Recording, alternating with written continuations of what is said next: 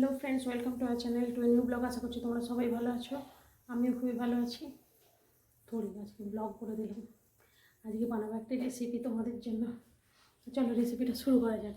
রেসিপিটা হচ্ছে পালং পনির। চৌকো চৌকো করে কেটে নিয়েছি। এখানে পালং শাকও সেদ্ধ করে রাখা, ওর মধ্যে একটু ধনে পাতাও দিয়ে দিয়েছি। আর এখানে আমার মশলাও রেডি। এখানে এর মধ্যে আছে আদা, রসুন, পেঁয়াজ, টমেটো, কাঁচা লঙ্কা সব দিয়ে একটা পেস্ট বানিয়ে নিয়েছি। তো চলো রেসিপিটা শুরু করা যাক। এখানে কড়ার মধ্যে তেলও দিয়ে দিয়েছি। তেলটা গরম হোক, তেল গরম হলে পনির টুকরোগুলো ভেজে নেব। তেলটা আমার গরম হয়ে গেছে, এখন পনিরগুলো ভেজে নিচ্ছি।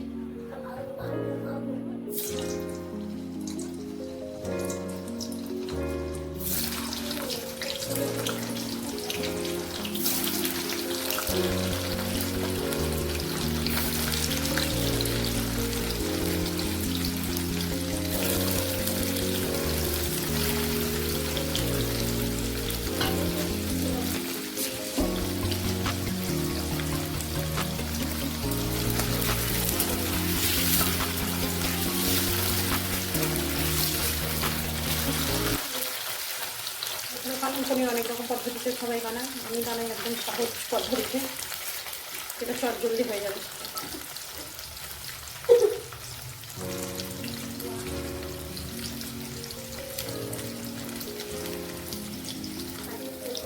পনিরগুলো আমার ভাজা হয়ে গেছে, এবার আমি তুলে নিচ্ছি।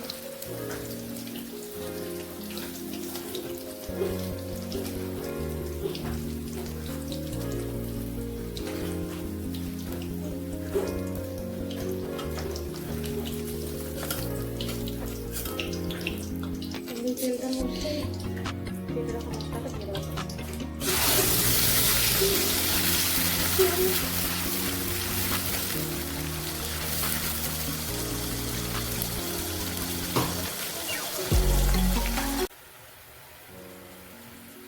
মশলাটা এদিকে কষা হোক, ততক্ষণে আমি মিক্সির জারটার মধ্যেই পালং শাকটা কেটে নিই।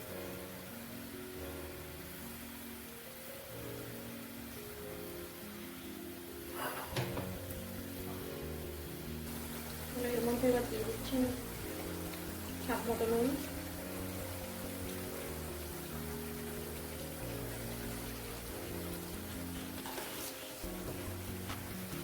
সামান্য একটু হলুদ,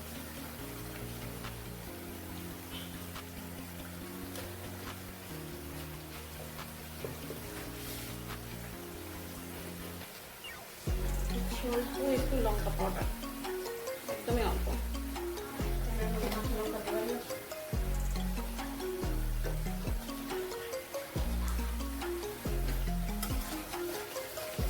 মশলাটা ভালো করে কষানো হোক। পালং শাকটা আমরা বেটে নিয়েছি।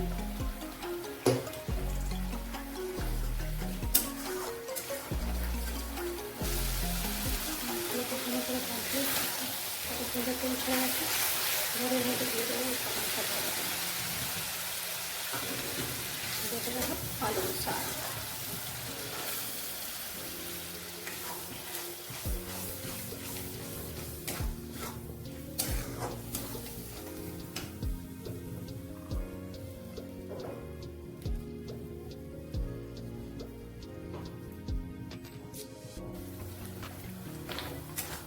পালং শাক দিয়ে দিলাম, এবার দিয়ে দিচ্ছি পনির।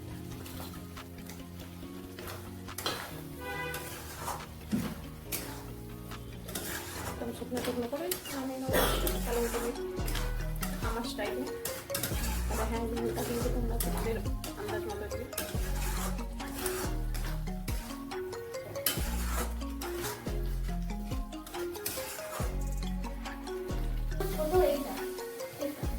পালং পনির একদম রেডি।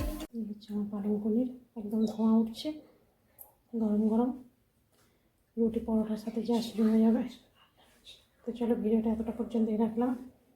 যদি ভালো লেগে থাকে অবশ্যই একটা লাইক করো।